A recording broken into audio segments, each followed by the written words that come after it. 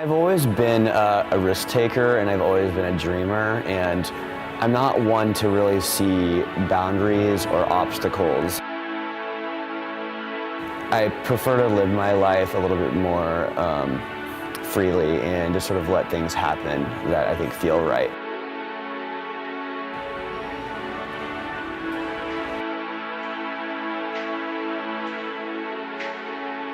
Thank you so much for coming to talk to me in this freezing cold weather at the Superpier. The polar vortex, right? Polar vortex is kind of like, you know, messing with our interview, but what can you do? We're outside. I just wanted to have you because I was really inspired by Bafo and what you guys do, and I just am such a big fan of anything that's like public art and making that sort of thing accessible to people who otherwise might not have the opportunity to see it. What made you start Bafo? I've studied art as well as architecture and have always had a real sort of fascination with all the creative disciplines, and have never really wanted to tie myself down or focus on one individually. I wanted to sort of bring them all together for a really long time. My plan was to work in architecture because that's sort of my most formal training.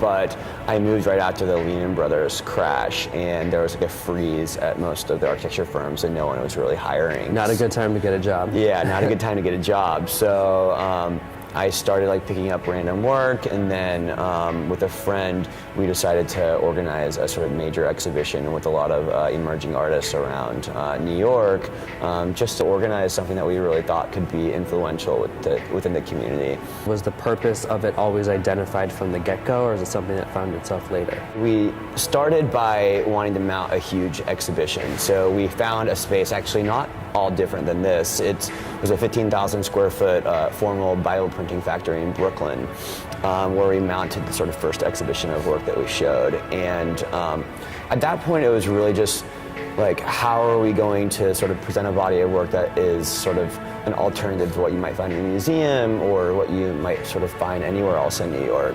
We decided that we were at that point going to define that we're a nonprofit, and then that we're sort of most largely interested in public art. When you first started it, you know, was it received well right away, or was it sort of like a building process? With 150 different artists, all of them told their friends, who then told their friends, and so we accumulated sort of a huge audience of people who were immediately interested in our work. The right artists were involved, and the right people who needed to see it came. Did you always think that this was like the ultimate goal for you? Like, did you feel like this was going to be your mainstay work, or was it just sort of a side hobby?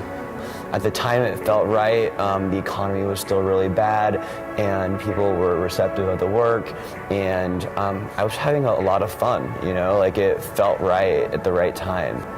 You know, the economy's bad, and you need a job, and you need to make money.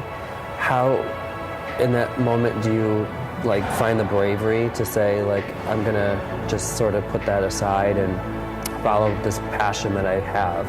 You know, at the time I juggled multiple jobs to bring in income. You know, this was definitely a thing on the side, and it wasn't bringing in any income, but I believed in it, and I was having fun, and I didn't mind doing some of the things on the side, so it didn't matter to me. Did any of your family have any objections to what you were doing? They still have objections. Yeah, I mean, my parents are very practical people, so they're from a different country, so they have a few sort of professions that they identify as like, you know, really sort of like strong careers. And which a lot of immigrants do. Yeah, exactly. They come here and they're like, okay, doctor, lawyer, you know. Engineer, architect, yeah, so that's definitely the mentality that they have. What's one of the projects that you've done that you've been especially proud of? During our Basel, Miami Beach in 2012, we did a really exciting public art project at a sort of massive building scale where we transformed a hotel, basically a 5-story building, into a large fortune-telling dog. We built a little fortune-telling box that's rested in the courtyard of the hotel. We programmed a series of like lighting smoke and sound responses, so people could actually go up to the fortune-telling box, have their fortune told, and the whole sort of building, the sort of monster that we turned it into, this fortune-telling dog, would respond when people talk to it. Conceptually, it was really exciting to sort of play out this idea of sort of spirituality, fortune-telling, like revealing people's fates in Miami, because it's primarily like a sort of Latin American culture, and I think that Latin American culture tends to sort of put a little bit more emphasis on things like fate, spirituality. And they do, yeah. Yeah, so it was really fun having people sort of come and experience that, and some people take it really seriously, and some people didn't, and then, a few people actually wouldn't have their fortunes told because they were too sort of like scared that it was like a demon possessed that might actually reveal something they don't want. Well, it's Miami too. I would assume that maybe that dog would have been like, you will get another set of breast implants by like September.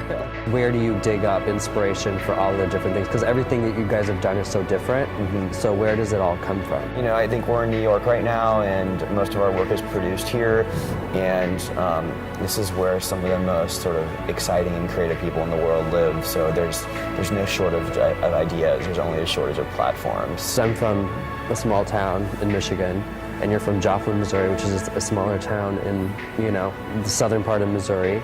And being an Iraqi American, and I know in the New York Times article that was recently done on you said that you're a gay man. Did you ever face any sort of like challenge growing up or issue that sort of, set the tone or taught you a lesson that you use today?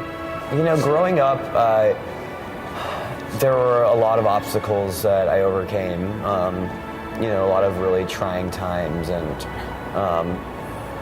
ultimately as a kid I felt like confused and conflicted and, a little bit all over the place. It's like some of those most trying experiences and some of those times where you question yourself the most, or you have to sort of go through difficult times, that you end up developing the characteristics and the personality that ultimately let you thrive the most as an adult. Yeah, I think people can make anything happen, really. If you want anything, like if you're willing and you have the sort of the energy and sort of belief in yourself to do it, you can make it happen. So you follow your dreams.